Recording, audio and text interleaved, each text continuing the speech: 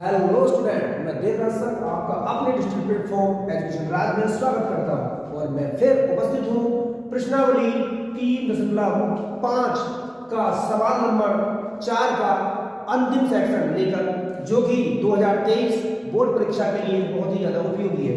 चलिए तो हम इसको हल करते हैं। पहले इसको पढ़ लेते हैं।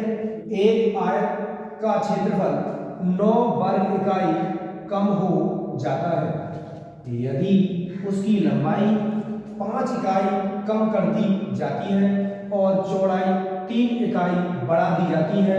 यदि हम लंबाई को 3 इकाई और चौड़ाई को 2 इकाई बढ़ा दें तो क्षेत्रफल 67 वर्ग इकाई बढ़ जाता है। आयत की विमाएं ज्ञात कीजिए। तो इसको हम कैसे करते हैं देख लेते हैं। तो लिखते हैं हम सॉल्व। एक हम छोटी सी इमेज के माध्यम से सीख लेते हैं। हम जानते हैं आयत है क्या।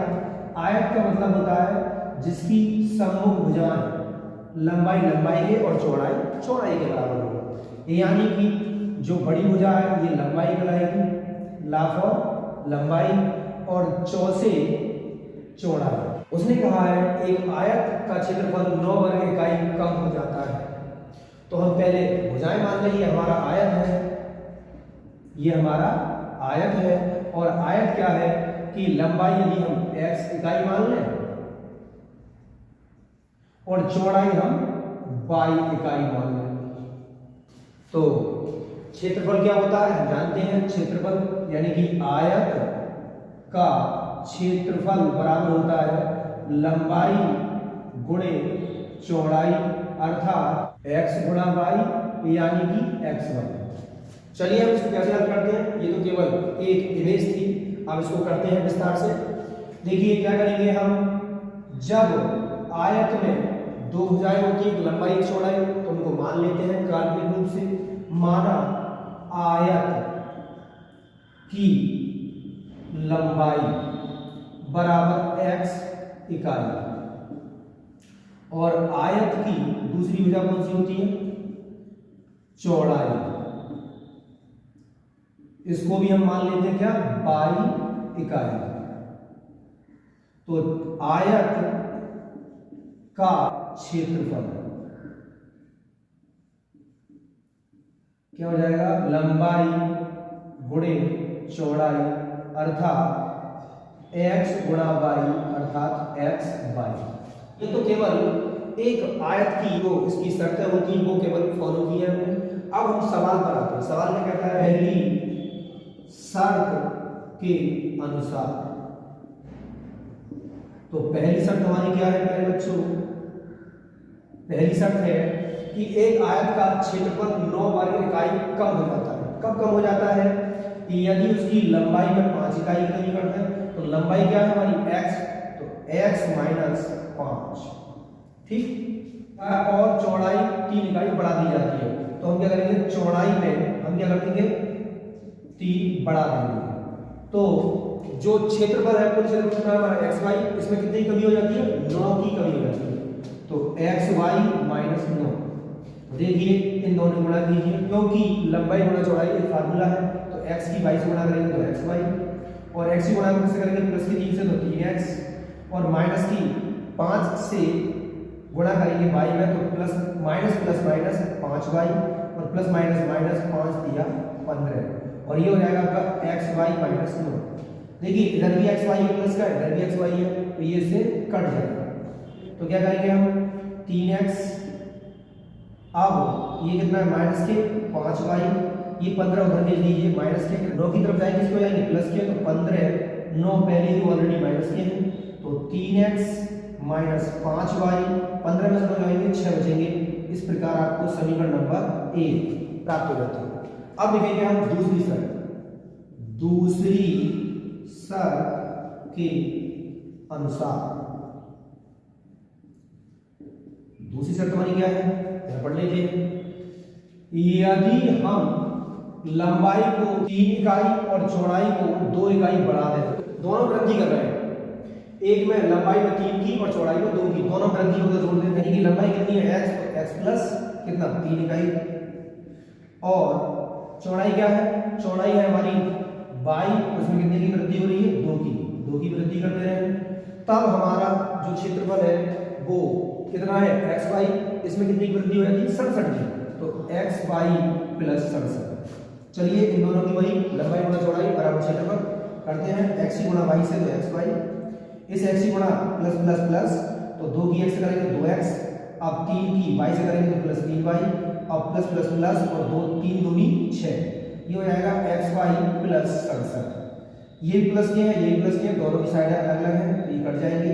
अब यहाँ क्या बचेगा, 2x प्लस 3y, अब ये 67 की ओर जाएंगे कौन, 6, तो इसको जाएंगे माइनस के, तो 2x प्लस 3y बराबर कितना बचेगा, 61।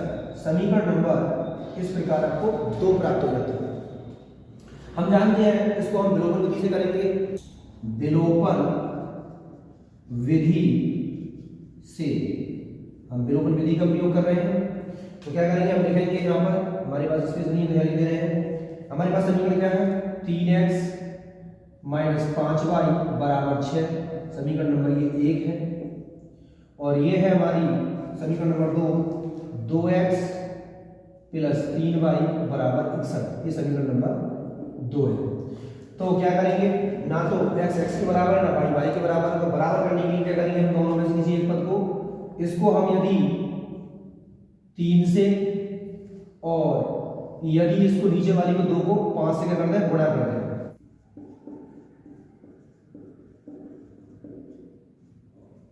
तो 3 दिया 9 x और प्लस माइनस माइनस 5 दिया 15 y और 3 छक्के 18, 1 2 और ये समीकरण हो जाएगी अब 3।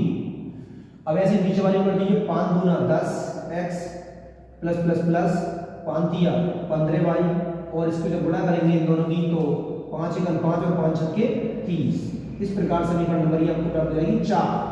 तो समीकरण इन दोनों को हम जोड़ देंगे, लिख देंगे हम समीकरण 3 बा 4 को जोड़ने पर, जोड़ दीजिए, जोड़ेंगे क्योंकि दोनों की संख्या से अलग अलग y का पद बराबर है, तो ये एक माइनस दूसरा प्लस कट जाएंगे, तो दोनों प्लस के कितने रहेंगे, 19x, दोनों जोड़ेंगे तो ये रहेंगे फिर 323। अब ये 19 से इसको भाग दे दीजिए, तो ये आपका 19 1 और 19 और बचेंगे, एक यहाँ बचेगा, 3 यहाँ बचेंगे और 3 उतारेंगे, इसमें जाएगा 19 7 133। इस प्रकार x की वैल्यू रहेगी x बराबर 17, परंतु हम इस x का मान समीकरण 1 पर रखेंगे इजी होने के लिए, x का मान समीकरण 1 में रखने पर रख दीजिए, एक क्या है 3x माइनस 5y बराबर 6, तो 3 गुणा x की जगह 17 माइनस 5y बराबर 6, तो 17 दिए 51 माइनस 5y बराबर 6, ये उधर भी लीजिए 5y माइनस के हैं और 6 की तरफ जब 51 जाएंगे उसको लेंगे माइनस के 5y बराबर कितने बचेंगे, माइनस के 45, तो माइनस से माइनस कट जाएगा, 5 नेम 45, इस प्रकार y की वैल्यू 9 हो जाएगी। तो हम लिख सकते हैं, क्या लिख सकते हैं, अतः आयत की लंबाई क्या मानी थी हमने, x इकाई, तो x का मान कितना आएगा 17, तो ये रहेगा 17 इकाई, और आयत की चौड़ाई मानी थी हमने 22, तो 22 का मान आया 9, तो ये हो जाएगा 9 इकाई। इस प्रकार आपका ये सवाल संपूर्ण हल हो जाता है। ऐसे अच्छे मेथड्स को देखने के लिए हमारी वीडियो को लाइक और सब्सक्राइब करना ना भूलें। Thank you so much.